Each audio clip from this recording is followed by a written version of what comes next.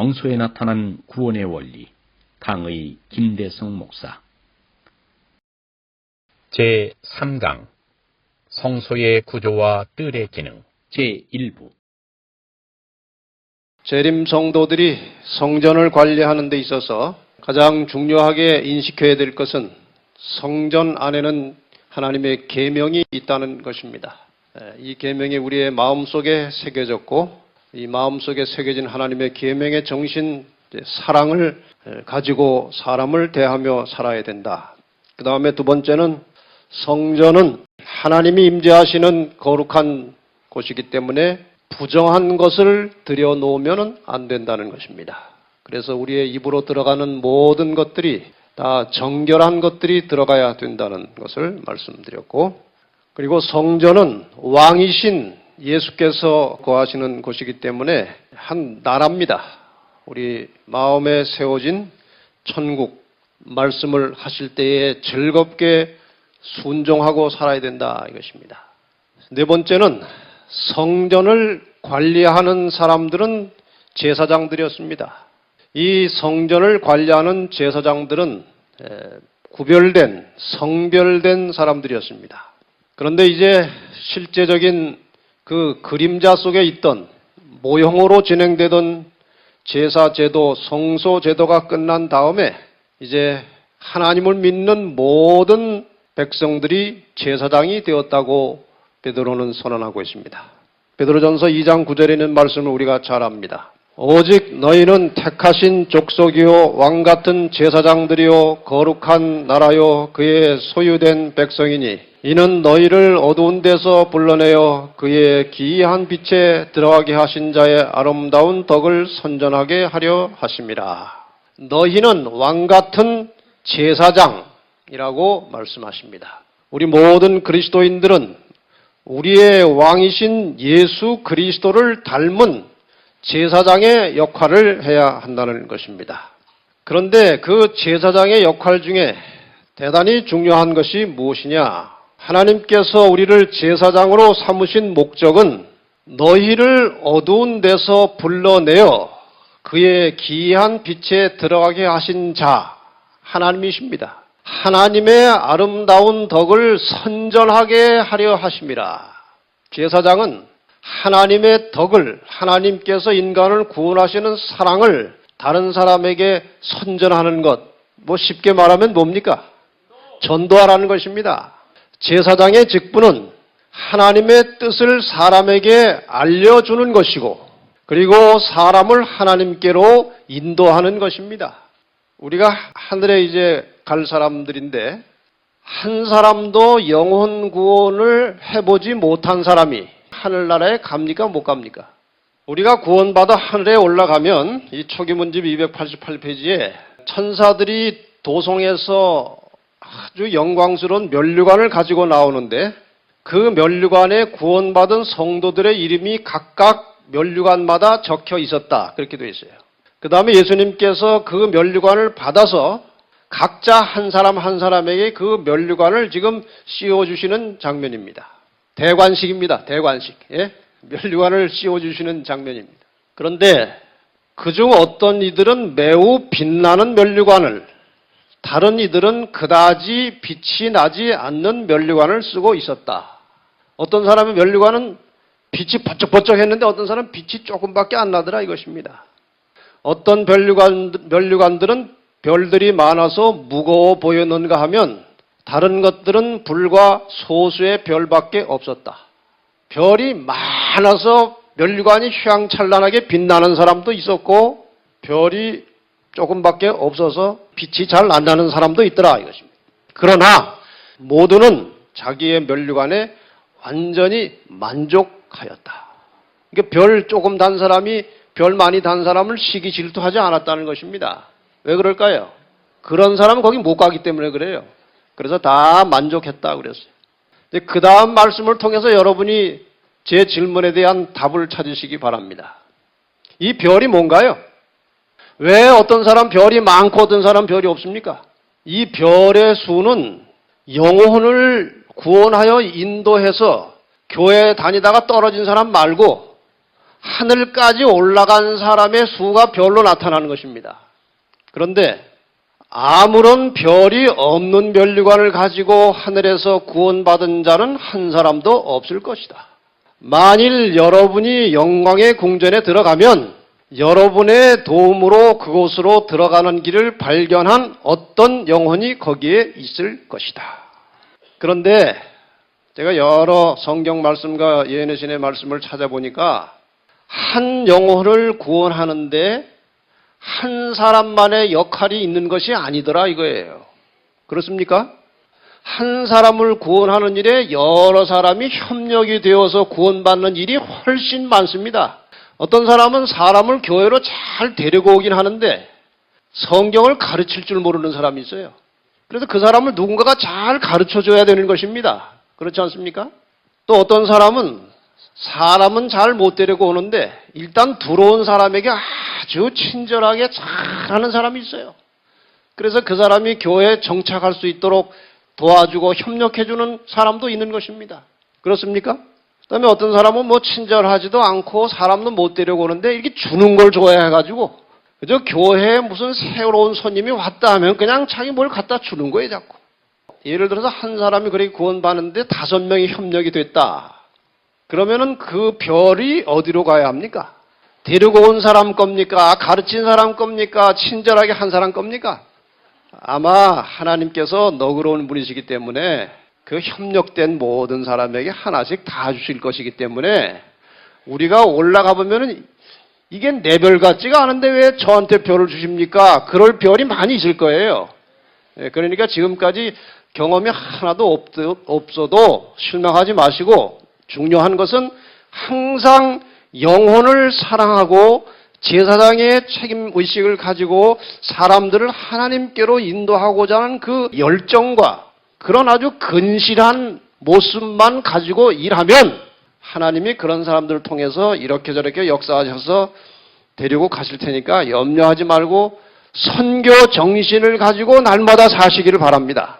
그래서 사람들을 대할 때에 그냥 대하지 말고 당장 예수 믿으라고 전도를 하지 않을지라도 저 사람에게 내가 그리스도의 영광을 드러내도록 말투나 또 하는 행동이나 모든 것이 저 사람이 나를 보고 하나님을 느낄 수 있도록 하는 것이 성전을 제대로 관리하는 것입니다.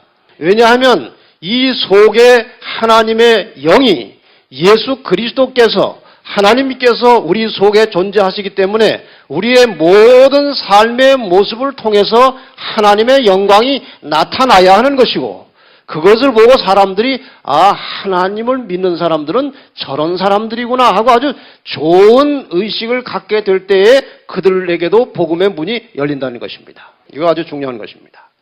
5번째, 성전에서는 순화된 말이 나가야 한다는 것입니다.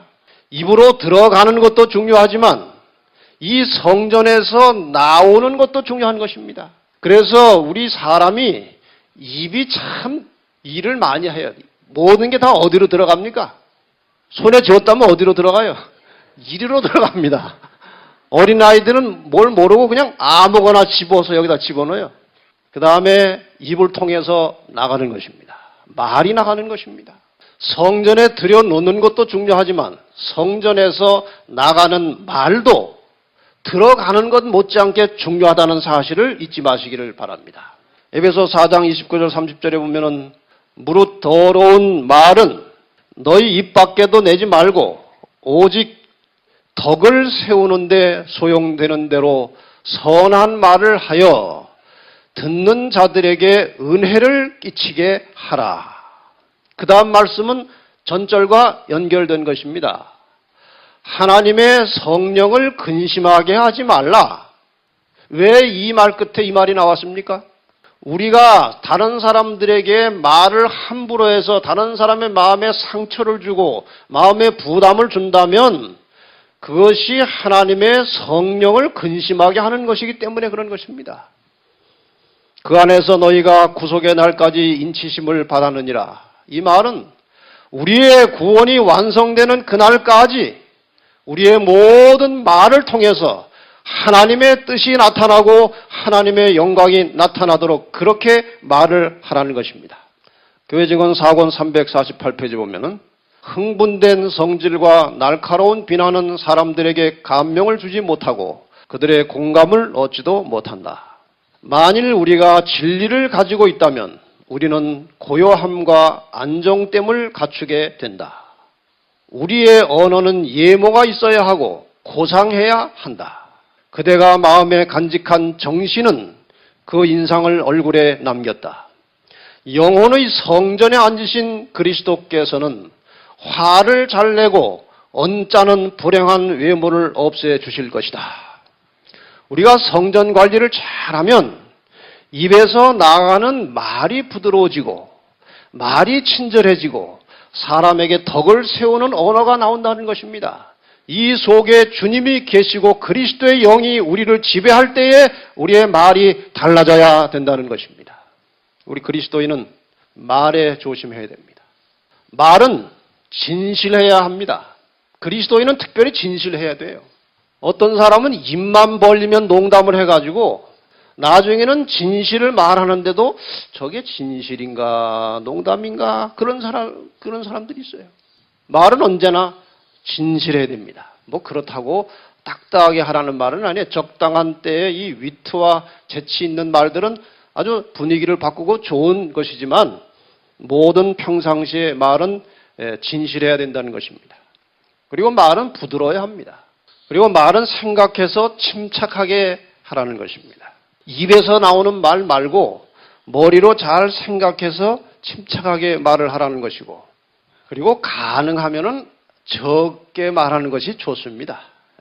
뭐 적당하게 말은 해야 되겠지만 아주 말을 많이 하는 사람과 적게 하는 사람 둘 중에 하나라면 적게 하는 게 좋습니다. 회의할 때도요. 그냥 하고 싶은 말 다 하지 말고 가만히 앉아 있으면요. 내가 하고 싶은 말을 다른 사람들이 다 합니다. 그러니까 너무 성급하게 나서지 말고 끝까지 기다려보다가 이건 대단히 중요한 말인데 아무도 안 하는구나 싶으면은 그때 하세요. 그게 지혜로운 것입니다. 그리고 적절한 말, 합당한 말을 항상 하도록 훈련할 필요가 있습니다. 말을 할 때 주의할 점을 그래서 그냥 읽어만 드리겠습니다. 이게 설명하면 또 한참 가니까. 말하기보다 듣기를 더 많이 하라는 것입니다. 다른 사람의 말이 끝난 다음에 하세요. 말은 간단 명료하게 해서 다른 사람에게도 말할 기회를 주라는 것이고 다른 사람의 말을 경청하고 존중해서 면전에서 면박하는 말을 하면 안 됩니다.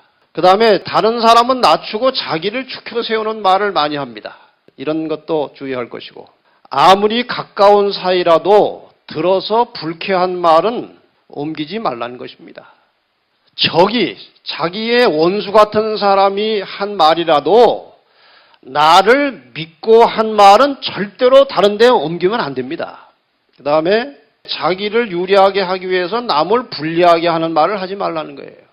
그 다음에 표정과 몸짓도 언어와 함께 의사를 전달하는 매체입니다. 말 내용보다 그 말하는 표정과 몸짓이 훨씬 강력합니다. 그 다음에 남을 이간시키는 말, 과장해서 말하지 말라요. 과장은 일종의 거짓말입니다. 과장하면 안 됩니다. 다른 사람의 성격적, 신체적 약점을 이용해서 농담하지 말라는 것입니다. 그리스도인이 이런 말은 사용하지 말아야 되겠다 하고 느낀 것들 몇 가지를 또 그 사람 희망 없어. 나 그 사람 용서 못해.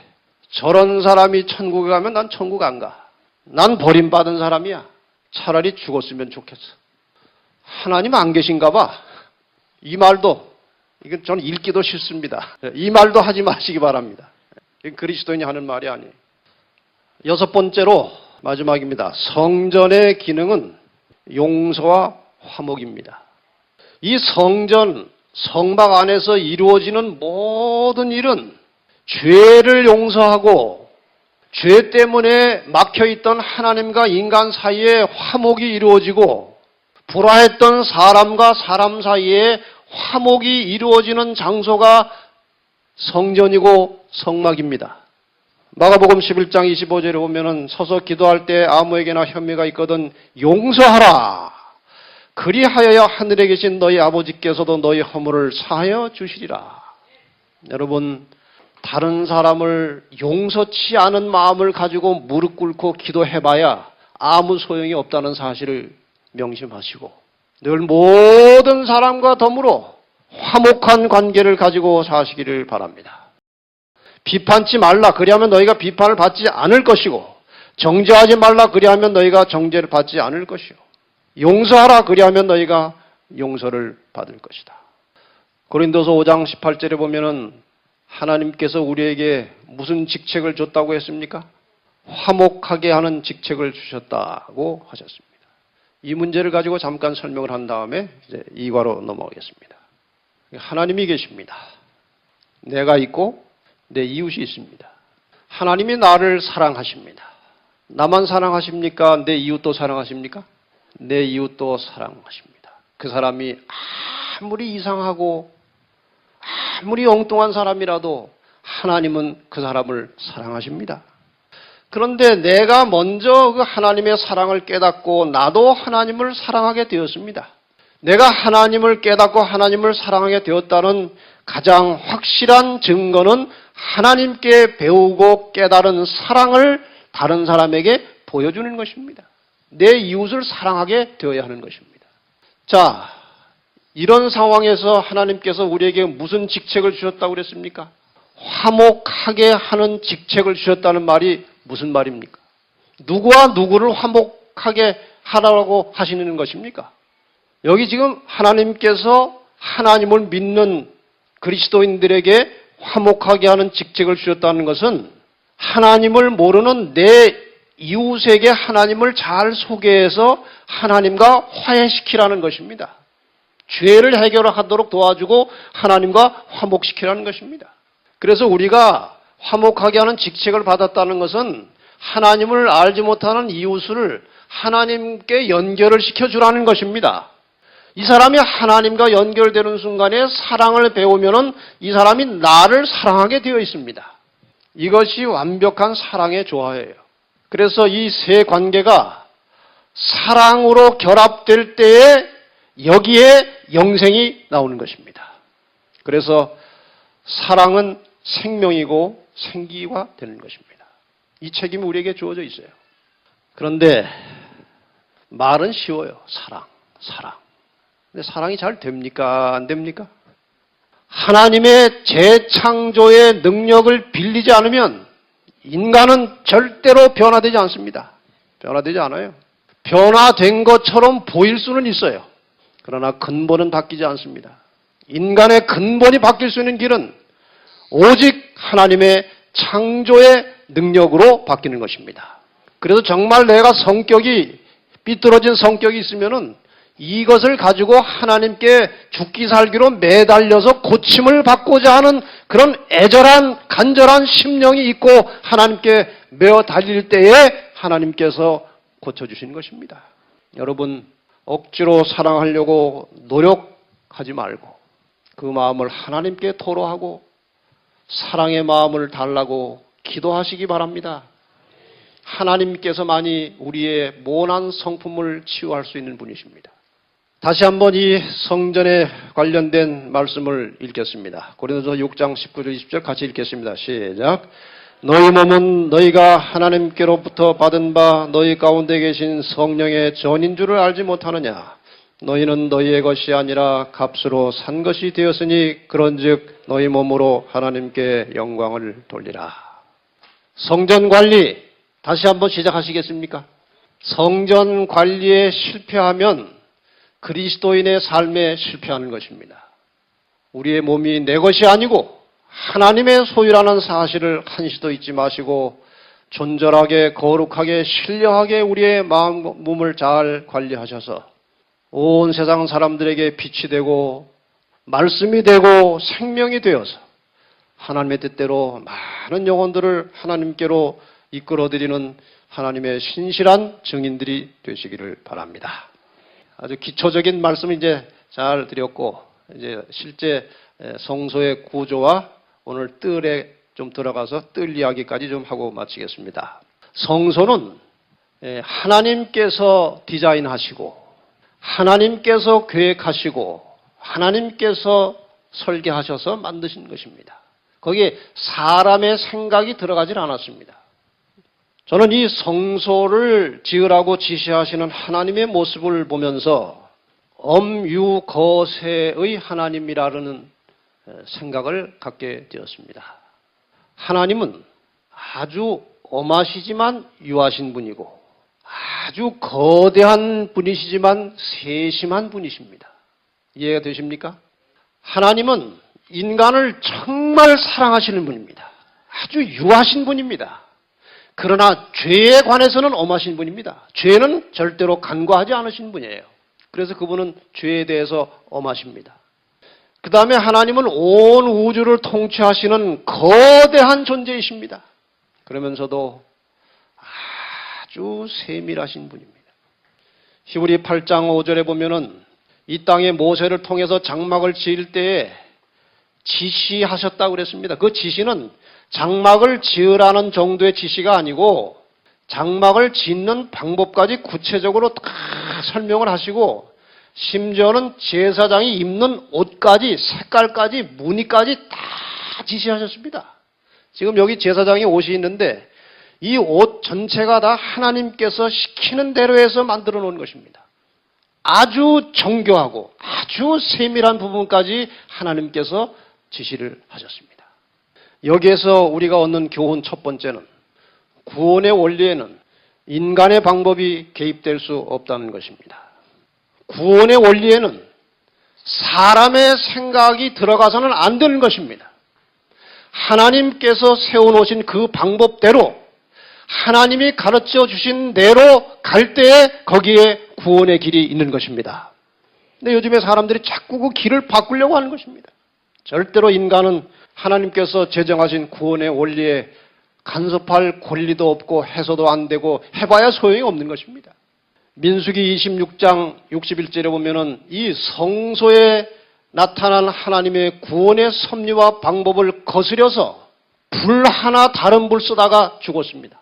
아론의 아들 나답과 아비후가 제사의 제단에 쓰는 불을 원래 하나님께서 내려주신 불로 계속 유지해서 그 불을 써야 되는데 다른 불을 쓰다가 그 앞에 죽었습니다.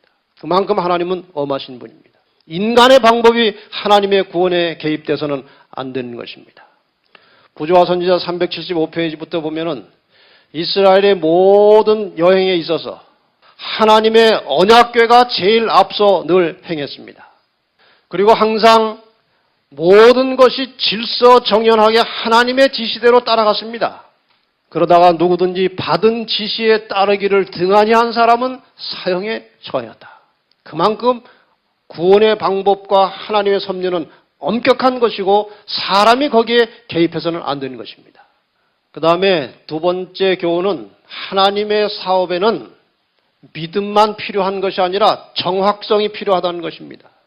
부조와 선지자 376페이지에 보면은 하나님은 질서의 하나님이시다. 하늘과 관련된 사물마다 완전한 질서 가운데 있다. 복종과 철저한 훈련이 천사의 무리의 행동에 나타난다. 성공은 질서와 조화된 행동에서만 얻을 수 있다. 하나님께서는 이스라엘 시대 못지않게 지금도 그분의 사업에 질서와 조직을 요구하신다.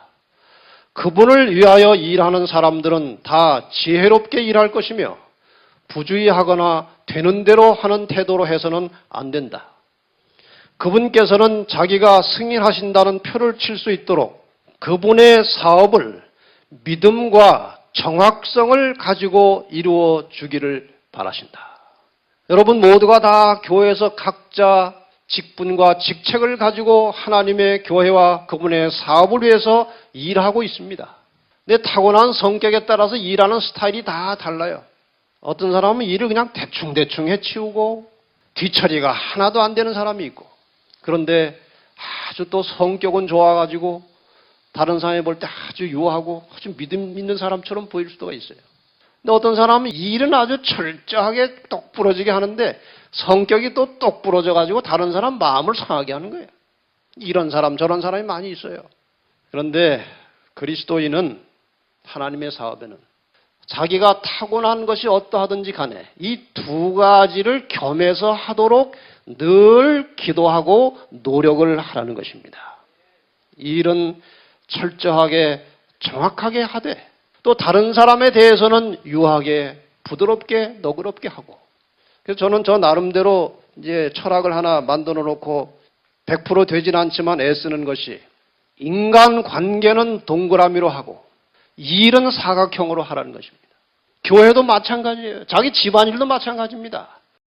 모든 일을 믿음과 정확성을 가지고 하나님의 사업을 해야 된다는 것입니다. 이제 이 성막 중심의 이스라엘 진영을 통해서 또 한두 가지 교훈을 찾고, 지금 저 그림은 물론 상상해서 그린 것이지만 이스라엘 백성들이 이제 이동하다가 구름 기둥과 불 기둥이 이렇게 움직이는 데 따라가다가 이 구름 기둥과 불 기둥이 멈추면 그 자리에 쉬는 것입니다.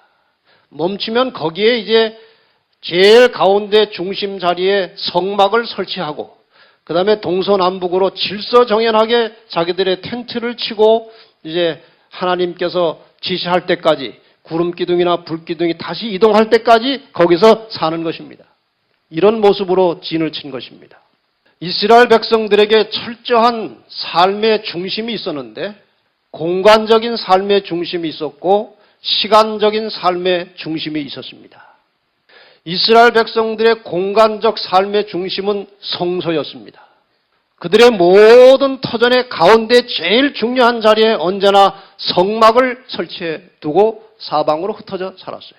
이것이 이들에게 하나의 철학과 생활이 되었기 때문에 어디 포로로 잡혀간 후에도 그들은 어디를 향해서 늘 관심을 갖게 됩니까? 성전을 향해서 관심을 가지고 다니엘도 기도할 때 어느 쪽 창문을 열고 기도했습니까? 예루살렘 성전이 있는 쪽을 향해서 문을 열고 기도했습니다. 이거 오늘 우리에게도 필요합니까? 오늘 우리도 우리의 모든 공간적인 삶의 중심에 하나님의 전을 생각하고 해야 되는 것입니다. 그 한 장로님은 좀 멀리 출타를 할 일이 생겨도 시간 계획을 잘 짜가지고 안식일이 되기 전에 일단 자기 교회로 돌아온다는 것입니다. 일이 더 연장이 되어서 다시 가더라도 일단 안식일이 되면은 돌아와서 자기가 다니는 교회에 일단 출석해서 예배를 드리고 다시 간다는 것입니다. 정말 본받을 만한 일입니다. 우리의 공간 생활의 중심에 하나님의 성전을 두고 사는 것은 대단히 중요한 신앙입니다. 그리고 이스라엘 백성들의 시간 생활의 중심은 안식일이었습니다. 이스라엘 백성들에게 요일 이름이 따로 있지 않습니다. 안식 후 첫날, 안식 후 둘째 날, 모든 시간마다 안식일이 들어가야 시간이 정해지는 것입니다. 날짜가 가는 것입니다. 그리고 여섯째 날은 뭐라고 불렀습니까? 안식일을 준비하는 예비일이라고 또 불렀습니다. 그들의 모든 시간 생활의 중심은 안식일이었습니다. 그래서 이 안식일을 중심으로 해서 살아왔던 대단히 중요한 이유는 이 성막의 가장 중심에 들어가면 거기에 안식일이 들어있는 것입니다. 어떤 분이 이제 이렇게 해석을 했습니다.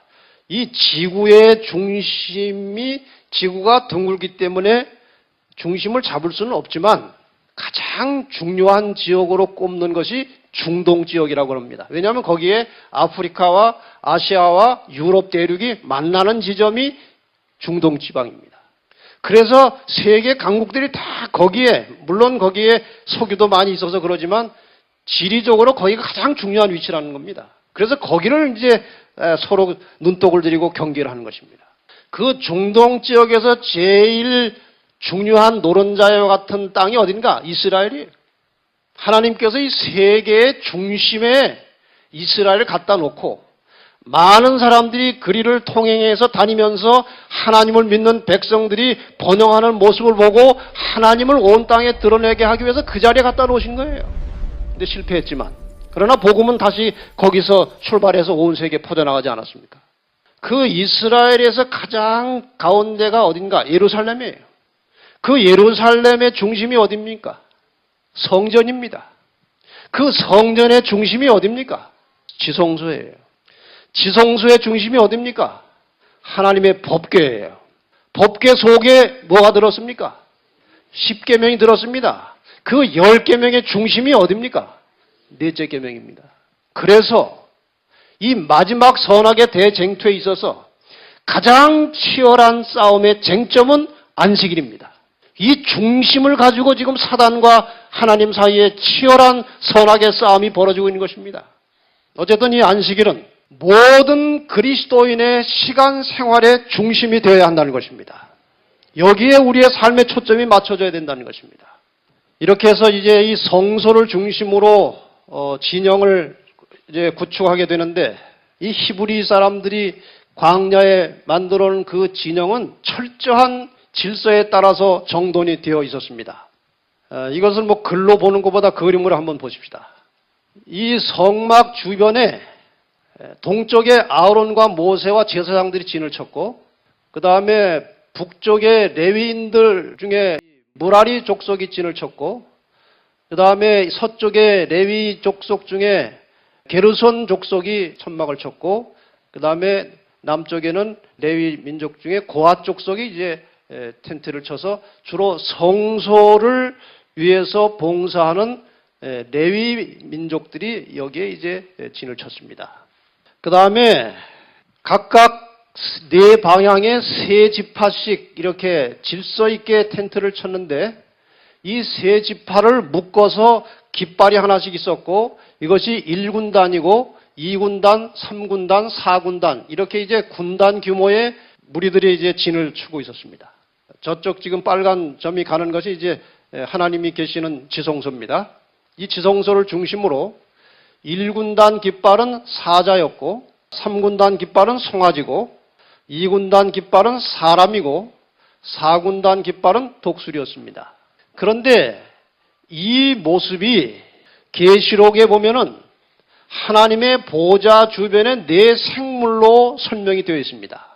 첫째 생물은 뭐 같고, 사자 같고, 둘째 생물은 송아지 같고, 셋째 생물은 얼굴이 뭐 같고, 사람 같고, 그 넷째 생물은 날아가는 독수리 같더라.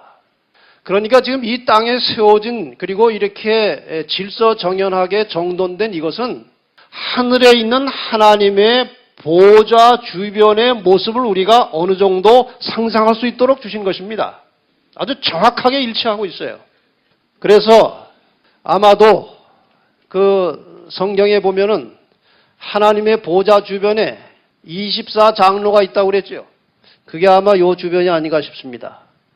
24장로 무리들이 하나님 보좌 있고, 그 다음에 네 생물이 있다고 했죠. 이것이 네 생물의 모습이에요. 그 다음에 이제 이 보좌가 쭉 펼쳐지는 것입니다.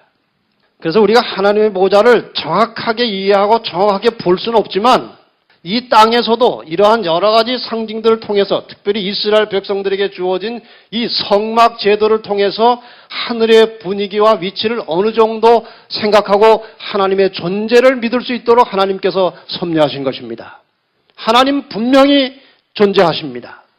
예수님께서 이 땅에 사시다가 돌아가셨고 부활하신 다음에 어떻게 하셨습니까? 올라가셨습니다. 많은 사람들이 보는 가운데서 예수님은 올라가셨습니다. 어디로 가셨습니까? 하나님의 보좌가 있는 곳으로 가신 것입니다.